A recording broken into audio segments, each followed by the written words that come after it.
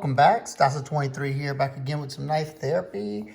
And today I have a budget blade for y'all. This is the QSP Penguin. And of course, this knife attracted me right off the bat because it has micarta handle scales, which you don't see a lot of production knives being made with micarta. It seems like more companies are starting to try it out. This right here variation is denim micarta, and the other variation they had was, now on the site on Blade HQ, and I even think their site, it says that it's brown linen micarta. This is not linen micarta, that is canvas. I'm about 90% sure, unless their linen's different than ours. And, you can kind of feel by the texture. Linen is a lot more fine. Like this is more like a, this is also a canvas that I roughed up. And here's another canvas. But linen has a softer feel to it. So if you're looking for, a knife with linen micarta, this isn't the one. So I'm gonna talk about this one because this is the one that I've been carrying and using lately. I will mention a few things about this one in a second. Came in this box. I think this is new for them, newer boxes. And it even has a little card. Nice little touch. There you go, some pause and read. But let's get into the knife. I think this would make for a good work beater budget blade. It's attractive in my opinion, and it's 30 bucks. So let's see what you get for $30. Get some quick specs out of the way. You have an overall length of 7.125 inches, so nice medium to small size EDC blade. You have a blade length of 3.125. You have a grip area of 3 3/8 inches from here to here. You have a handle thickness of 0.45 inches, so nice and slim. You have a width in the pocket here to here of 1.25 inches, and you have a blade stock thickness of 0.114 or 2.92 millimeters. And they ground this, my variation, the thinnest it gets down to is 15 thousandths up here in the front and 18 thousandths up here, right here in the back. So it thins out as it goes down to the tip. You have a nice tip for piercing. Let's get a closer look at that blade. Like I said, you have D2 blade steel, which is not stainless, but it's very close to being a stainless. So you just need to clean it off after you use it. Satin finish. You have the QSP logo there, not too crazy. Flip it over, and the blade steel designation, D2. You have dual thumb studs that are nice and comfortable. They have the you got the 3 volcano type ramp, but they're not sharp at all. You have jimping up top. I'd call it probably medium traction jimping. You do have a sharpening choil right there. Close it up. You have pretty standard hardware. You have T6s in the back and a T8 for the pivot. Your clip orientations tip up left or right hand carry, deep carry. And I will say, putting this in and out of the pocket, this clip works very well. You have enough ramp, but it's not too much to where I feel it in hand. One thing that I would have liked to see them do is countersink those pocket clip screws, But I will say that this part is up high enough to where even in my thicker shorts that I've been wearing this in, it didn't get hung up on those clip screws. It went all the way to the end. So, you know, I don't know if it's really a problem there. Blade to handle ratio is good, almost to the end, but you're not going to catch the tip of that blade, and you're not going to cut yourself in the closed position. You have 2 hourglass standoffs in the back, the flow-through construction, so you can blow it out easily. It's riding on phosphor bronze washers. The action on this one is very nice. Let's see. Drop shut. I have not taken this apart. This is how it came to me. Detent's dialed in very nicely for thumb action on this one. It's not too hard to break the detent, but it's got a nice positive click to it. Nice snappy action. One thing I will note though, the action on this one is excellent, especially for being a thumb deployer. The detent's not overly strong. You can get it out. This one has a pretty strong detent.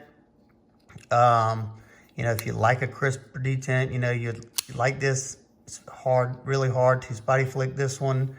And this one's not as smooth as my denim variation. So just, you know, just showing you both samples. You have good, easy access to that lock bar because there's a cutout on this side, and you have some jimping right there. So very easy to disengage that lock. Let's see. No internal milling, but it's not a heavy knife by any means. Let's get a, let's see. So almost that ounce an inch, if anybody cares. That's perfect weight for me, especially for a work blade. This knife has went in my pocket every day for, I think, I don't know, since I got it. Every day when I go into the shop and working on knives, I've been carrying this, using it for a lot of random stuff.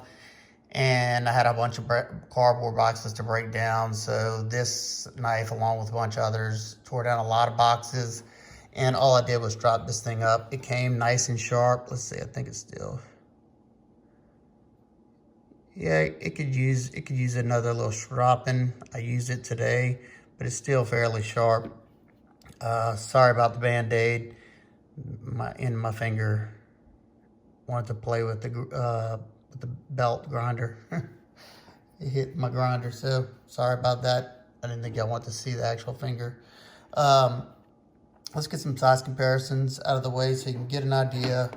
The overall size of this knife. You have the Spyderco Delica, which the Delica is about the same exact size.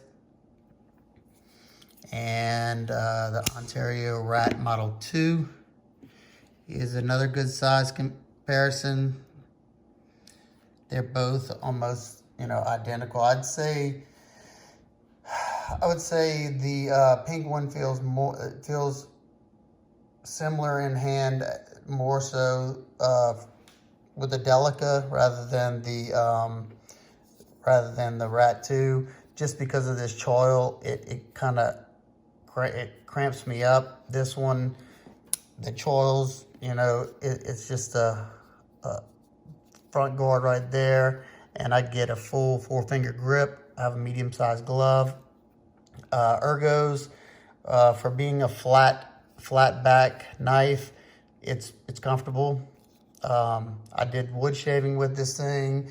I cut up some rubber hosing with it, and all of it, you know, didn't have a problem. I was able to get a lot of force behind the cuts without any discomfort. More size comparisons. I got the Civivi Hooligan. The Hooligan's a little bit smaller, and the large Pilar, which is also a little bit smaller.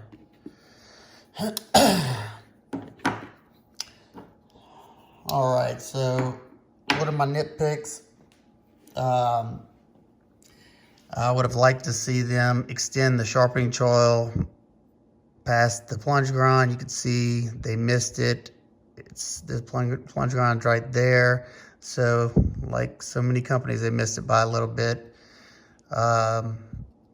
That's something I'll either have to fix or just let it get a recurve right there. What else?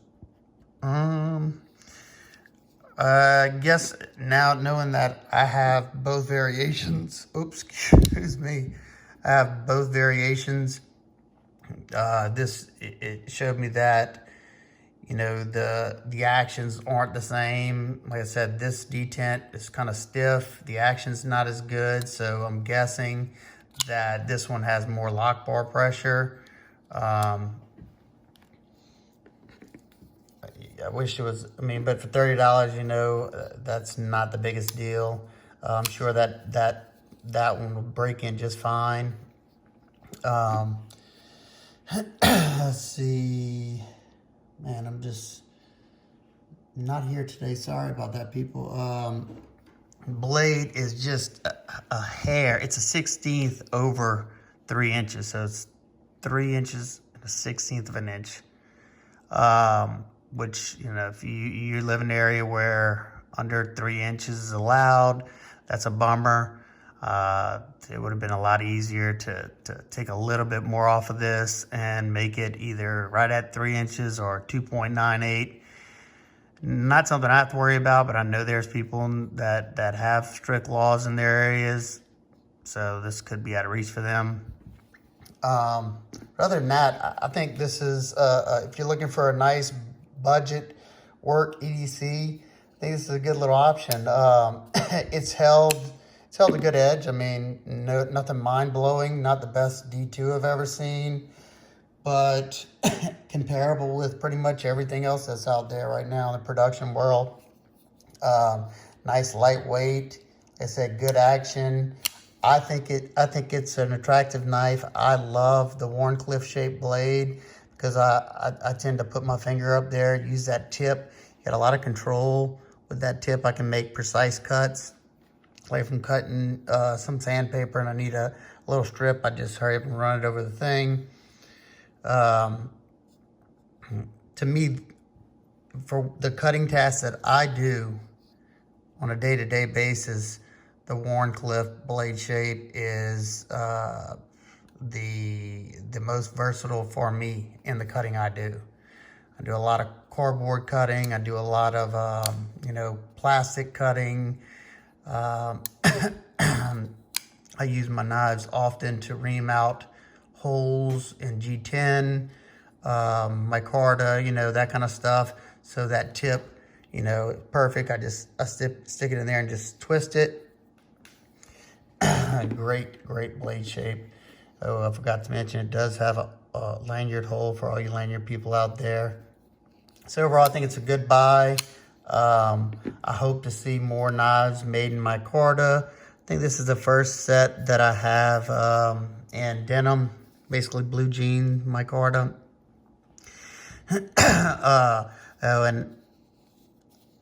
Just in case anybody was wondering, the texture on the micarta is you don't feel the fabric a lot.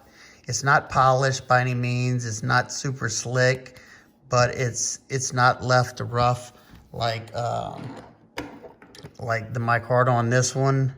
You can feel the micarta and the micarta on a Savenza. You can feel that. This one's a little, they took this one a little bit higher on the sanding, but it's a very easy fix. You could take some 100 grit or 200 grit and just give a quick sand to this and you'll bring out the fabric right underneath it. You'll take that epoxy layer off the top or the resin layer off the top, and easy does it. So there you go. If you have any questions, comments, concerns, please leave them down below. If you like this video, give it a big thumbs up so I know you're enjoying it. I have several videos to come. Hope everybody's staying safe, staying healthy, having an absolute wonderful day, and I'll see y'all on the next one. Peace.